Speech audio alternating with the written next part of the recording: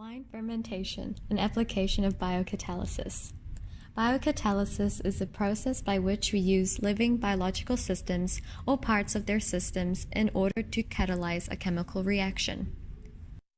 We've been using applications of biocatalysis in wine fermentation since the creation of wine itself, thousands of years ago, when damaged grapes spontaneously fermented in harvesting vessels and were tasted by farmers.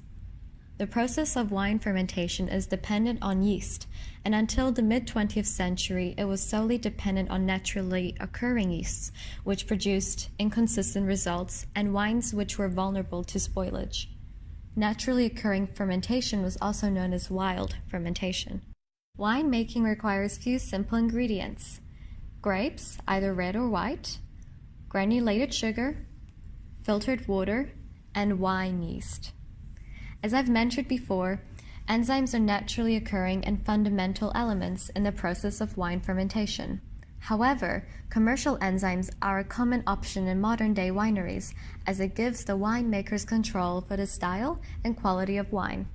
It also begins the fermentation faster.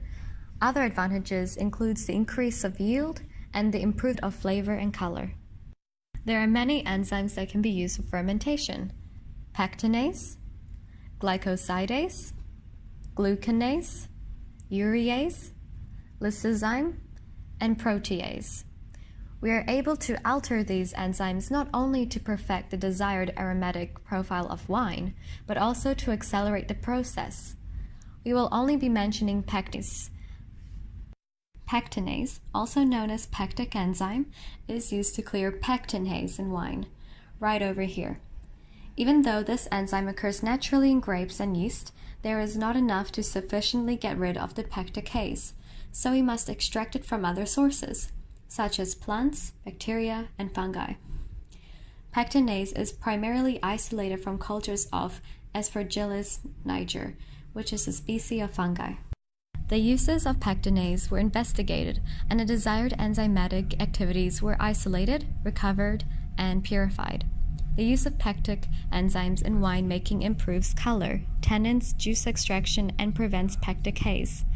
Enzymes evolve naturally through minor modifications of the active site. Rational design is the process by which we attempt to understand the structure of a protein and make small changes in and around the active site, so we can fine-tune the enzymes to have their desirable properties. Okay, so enough about enzymes. Let's look at the wine process and its chemical reaction. Flavors and colors of wine are controlled before fermentation occurs. After the grape picking, de-stemming of grapes are usually done to avoid bitter-tasting flavors developed by the reaction between the stem and the seeds. Keeping the skin during grape pressing gives wine the red color, whereas white grapes could be used for white wine. Alternatively, the red skin is pressed away to not include the red pigment. Once the yeasts have been added, the sugars from the grapes are converted to pyruvate through glycolysis. The pyruvate molecule is then converted to acetaldehyde, whilst losing CO2.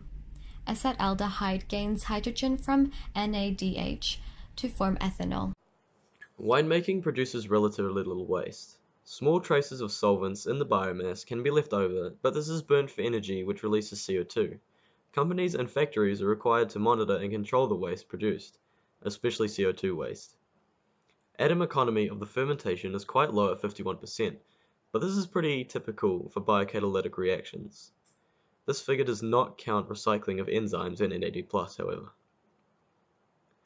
Ethanol can be hazardous in high concentrations, but in the factory, these concentrations are low and of little concern. The major concern for safety is for farm workers who have to work with pesticides day in and day out. Most of the solvents used are low risk and safe except for DCM, dichloromethane, which is used in an extraction step and is very dangerous to work with, especially when it is evaporated off. In recent years, supercritical CO2 has been used instead.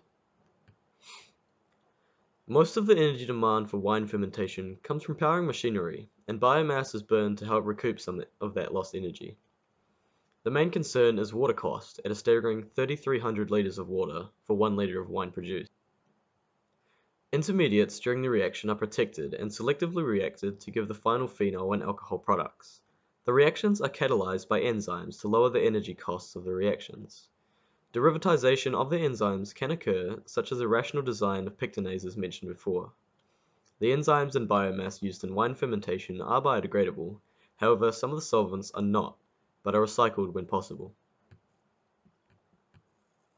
Overall, the production of wine is fairly green, working conditions are fairly safe, and the chemicals used are fairly safe too.